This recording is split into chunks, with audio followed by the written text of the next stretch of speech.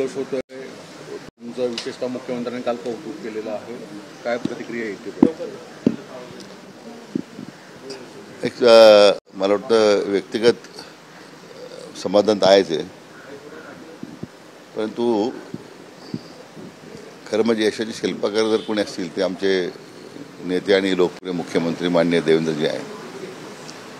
शेवटी कोणताही निर्णय करताना त्याला एक फार मोठं पाठबळ लागतं आणि म्हणून या सगळ्या निर्णय प्रक्रियेमध्ये सातत्यानं किमान रोज माननीय मुख्यमंत्र्यांसमोर चर्चा व्हायची. मग याच्यातल्या त्रुटी काय आहेत, उणिवा काय आहेत, काय कायदेशीर प्रश्न निर्माण होऊ शकतात, मग त्यासाठी पर्याय काय आहेत आणि या विषयाबद्दल सातत्यानं त्यांचं मार्गदर्शन लाभलं. कारण खरं म्हणजे विनाकारण त्यांना बदनाम करण्याचा काही मंडळी प्रयत्न करत होती, परंतु कालच्या निर्णयामुळं खरं म्हणजे जयरंगे पाटील तर खरं तरी शिल्पकार आहेतच, कारण अतिशय निस्पृह आणि निस्वार्थीपणे त्यांनी आंदोलन चालवलं. परंतु हा निर्णय प्रक्रियामध्ये हे सगळं घडून आणण्यामध्ये मान्य देवेंद्रजींचा अतिशय सिंहाचा वाटा होता. म्हणून खरं म्हणजे त्यांचं सुद्धा मी मनापासून अभिनंदन करतो.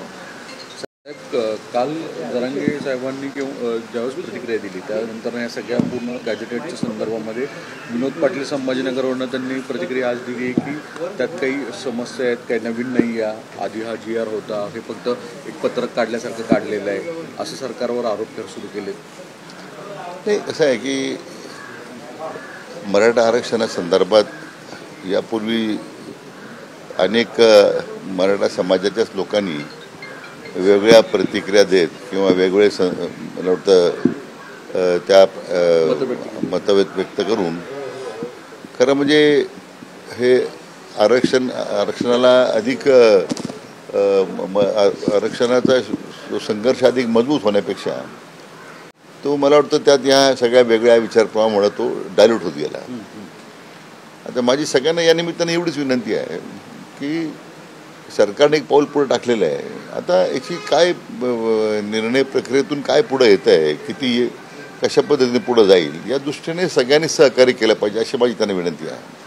वेगवेगळे मतप्रवाह निर्माण करून शेवटी त्यातून आरक्षण मिळालं का आपल्याला,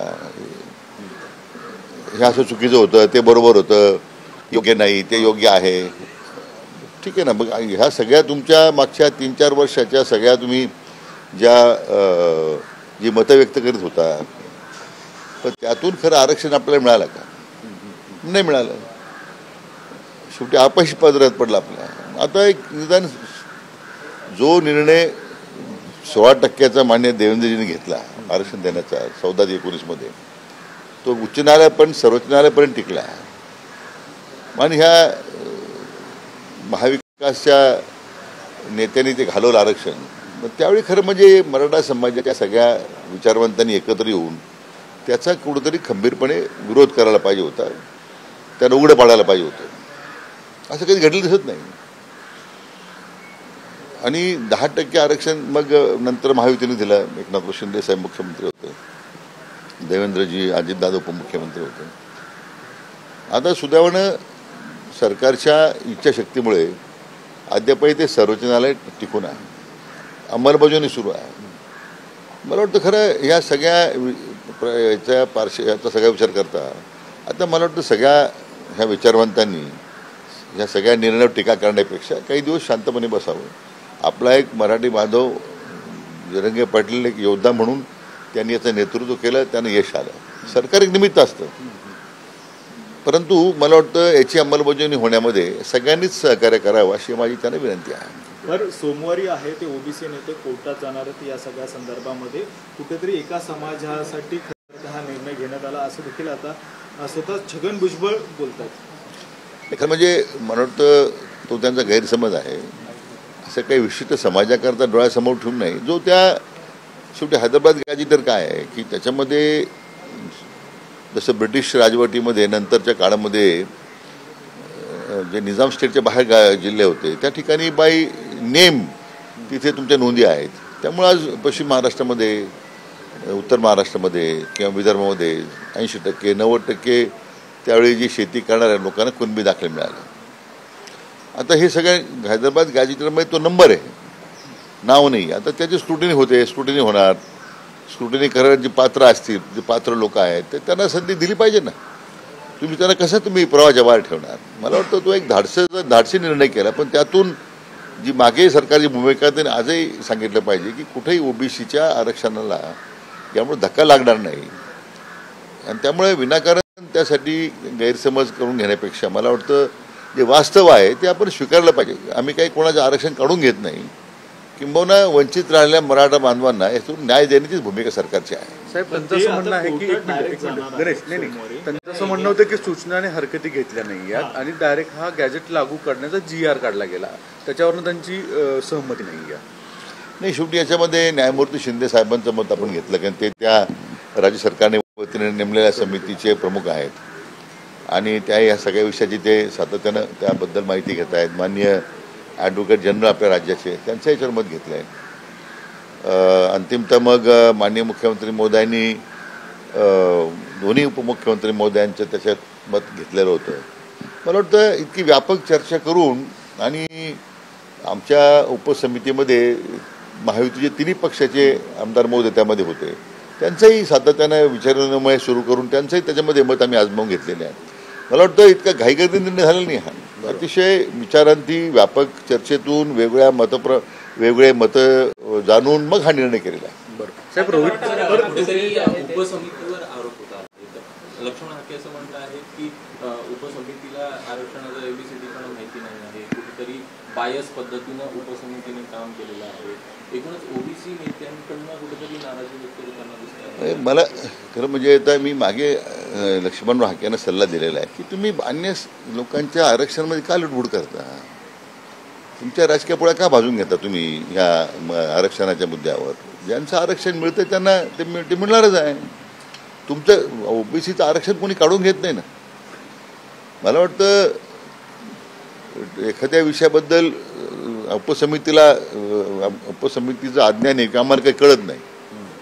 आता ज्यांना फार कळतं त्यांनी अतिशहानपणा करू नये, एवढीच माझी अपेक्षा आहे. साहेब, रोहित पवार कुटुंबियांकडनं आता एक आरोप केला की मुद्दामून शासनाने हा निर्णय घेऊन मराठा विरुद्ध ओबीसी हा वाद निर्माण उभा केलेला आहे. कोणी केलं आहे? रोहित पवारांनी म्हटलेलं आहे, त्यांनी प्रतिक्रिया दिली. असं की रोहित पवारांना अजून काही समजलेलं नाही काय आंदोलन आहे. मला वाटतं रोहित पवारांचं सगळं राजकारण आता ते स्वतः बोलतात की त्यांच्या काकांचं बोलतात हे समजत नाही. एकदा माहिती घेतो मी. त्यांच्या आजोबांचं त्यांना मार्गदर्शन आहे. ज्याने मराठा समाजाला मराठा आरक्षणापासून वंचित ठेवलं. 94 साली मंडल आयोगातून दिलं नाही. ज्यावेळी मंडळ आयोगाचा निर्णय झाला नंतर स्वतः सांगितलं की मराठांना आरक्षण मिळू शकत नाही. मला वाटतं त्यांनी एकदा आजोबांचा सल्ला घेतला पाहिजे, त्यांना विचारलं पाहिजे आपण आरक्षण काय देऊ शकलो नाही. म्हणजे हे नंतर मग मला वाटतं त्यांना अजून बरं शिकायचं आहे. उथाळपणा त्यांनी दाखवू नये, एवढीच माझी अपेक्षा आहे. सदावर्ते देखील आहेत, ते तुमच्या असतील किंवा शिवेंद्रराजे भोसले या दोघांच्या विरोधात आता कोर्टामध्ये याचिका दाखल करणार आहेत असं सदावर्ते पण म्हणतात. नाही, तर असं आहे की काहींना निर्णय पटेल, काहींना पटला नसेल, काहींचा विरोध असेल. आता शेवटी नैसर्गिक प्रक्रियेमध्ये कोणीतरी विरोधात जाणार, न्यायालयात जाणार, तर ते आता आपण थांबू शकत नाही ना. पण सरकार आपली भूमिका प्रभावीपणे न्यायालयात मांडेल याच्याबद्दल मी म्हणजे निश्चितपणे मांडेल आणि न्यायालयामध्ये सुद्धा आम्हाला यश मिळेल याची मला खात्री आहे. संजय राऊत यांनी सुद्धा एक वक्तव्य केलं की कालच्या मराठा आरक्षणाचं श्रेय जे आहे ते देवेंद्र फडणवीस यांनाच द्यावं लागलं. हो, मग आम्ही दिलंच ना. काल जो निर्णय झाला मी माझ्या भाषणात तिथं स्टेजवर सांगितलं की ह्या सगळ्या निर्णय प्रक्रियेमध्ये हा निर्णय घडून आणण्यामध्ये माननीय देवेंद्रजी फडणवीस यांनाच श्रेय दिलं पाहिजे. आणि ते आपण काल जाहीरपणे बोललोय. म्हणजे संजयना हा सुचतं शहाणपणे, कारण नेहमीच त्यांना सगळं उशिरा सुचतं, म्हणून त्यांची या पक्षाची अधोगती अशी होत चाललेली आहे. त्यांच्यात भाजप नेते काय म्हणतात की भाजप सातत्यानं म्हणते की एवढे मातबर मराठा नेते असताना सुद्धा देवेंद्र फडणवीस यांनीच मराठ्यांना आरक्षण दिलंय. नक्की त्यांचा रोख कुणाकडे, म्हणजे अजित पवार किंवा एकनाथ शिंदे?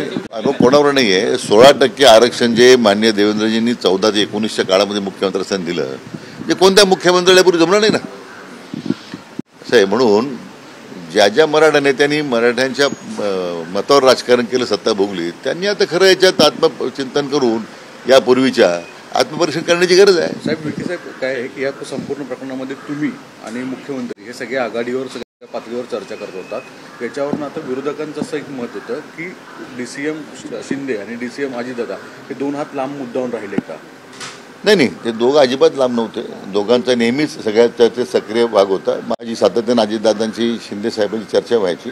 आम्ही काय करतोय, कशी प्रक्रिया पुढे राबवतोय, त्यात काही ते मला सूचना करायचे. त्यामुळे मला वाटतं अतिशय समन्वयानं आणि सगळ्यांना विश्वासात घेऊन हा निर्णय झाला.